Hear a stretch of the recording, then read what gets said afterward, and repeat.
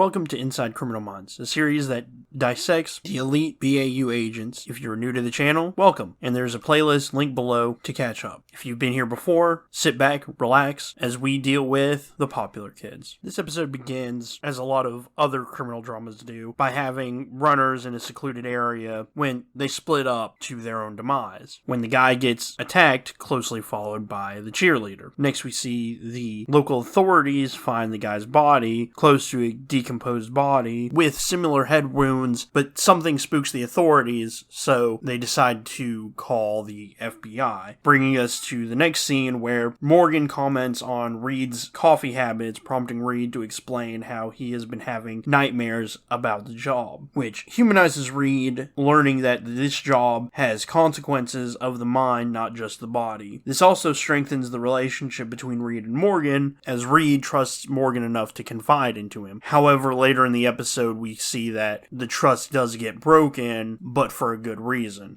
We'll get back to that in just a second. Then the team goes over the new case, alluding to Satanists could be the culprits, which in a future episode, we learn that Morgan is a castaway Christian after certain events happen in his life, but he doesn't bring up his Christianity backstory because when we do learn about it, it is a colossally big deal. Anyway, on the plane, Reed goes over statistics on satanic cults, disproving Satanist killers and their groups. Gideon goes on by talking about how Satanists are kids looking to have a good time. After they land, they immediately go to the crime scene and discuss what they find, which is a pentagram and a sign saying LOD and candle wax. Furthering the satanic theories, then Morgan and Hodge discuss the area with one of the locals, ensuring that it had to be somebody from this area. It couldn't just be somebody who stumbled upon this area. But also insinuating the idea that they didn't do a satanic ritual with the body found, and also that the other body that we found did, and also the fact that the body was found in a high trafficked area, which means that the unsub was not trying to hide, meaning that we are looking for a disorganized killer, and that leans to the idea that it is a satanic cult. Then Reed and Gideon ask the local about secret groups in the area. Unfortunately, the sheriff can't shine a light on secret groups,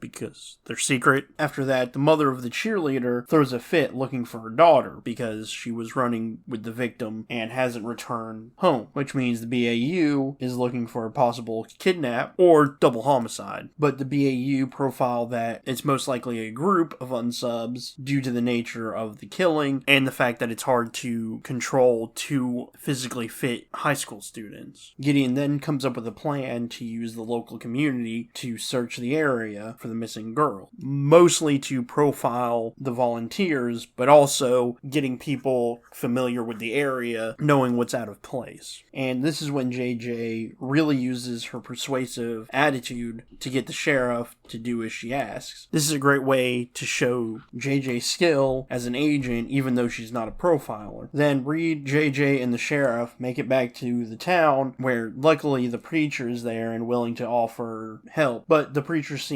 shady, possible unsub or red herring. Next, inside the station, Reed is confronted with a weird kid who reads about profiling and philosophy. Man, this episode has been just piling on the red herrings, and really early on too. But this guy is in awe of profilers, and also he's the son of the sheriff and a football player. He does hope to inquire Reed for more information, but the sheriff tells him to go get the football players and the cheerleaders to help them at the search. As the search begins, Gideon focuses on one of the girls, and after some background checks of the town people, the Reverend was arrested for embezzlement, and then we find out about a guy named Henry Dent who went away for an assault with a deadly weapon, a lot like the murder weapon in this case, and he is with Elle, and of course he's a red herring because although although he is awkward, he doesn't attempt to harm anybody, but Elle does find the next clue, a note threatening the death of the cheerleader. Next, Reed and Hotchner are talking about Reed's nightmares, which enrages Reed because Morgan talked to Hotch behind his back. Then we get the profile of the killer, or Killer Colt, and going into the background of both Jim Peoples and Charles Manson, when the football player reveals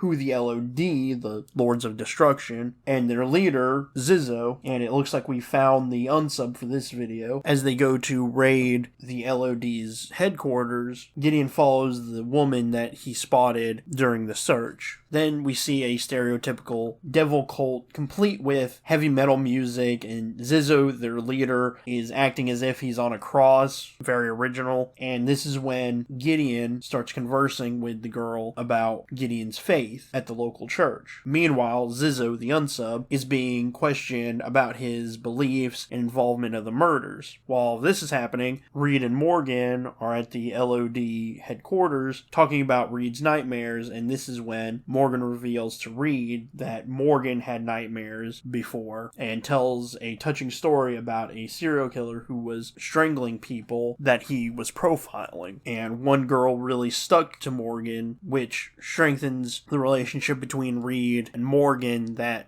Morgan trusts Reed enough to tell the story. And unfortunately, this story never shows back up. And just before Morgan tells Reed how Gideon helped him, the football player shows up to the LOD headquarters, revealing an outbuilding since he had been there before. Meanwhile, Gideon, talking with the girl, reveals that the older body had been there for a while, and we flash back to Zizzo, who is pressed even more due to the LOD sign. Gideon reveals that the sign and the wax weren't there originally, that someone added it later, clearing Zizzo, but now who is the unsub? After Reed and Morgan sweep the building, Morgan finds the cheerleader's dead body and sends Reed away to talk to the football player. Oh, so he's the bad guy. Okay, because Morgan figures out that the football player is the one who gave them Zizzo and the LOD, and also knew about the outbuilding, and when Reed gets back, a standoff occurs, with Reed being the damsel in distress. Thankfully, Reed distracts the unsub, giving Morgan the time to tackle him and subdue him. The last scene of the episode dives into Reed's problem sleeping, with Gideon telling Reed that it's not who we fight that we should focus on, it's on who we are saving, foreshadowing Gideon's book of people that he saves. This episode did a good job of diving into the humanity of the job, and also brings back the ending of LDSK, because this is where Reed finally feels what he was lacking, and that Reed is normal for the nightmares. It also does a good job of how distraught Gideon is over the years of doing this job, and reveals to the why Gideon continues to do it. That's it for this episode. Thank you for watching, and next time we find a guy who likes to eat people in Blood Hungry, just don't forget to like, share, and subscribe.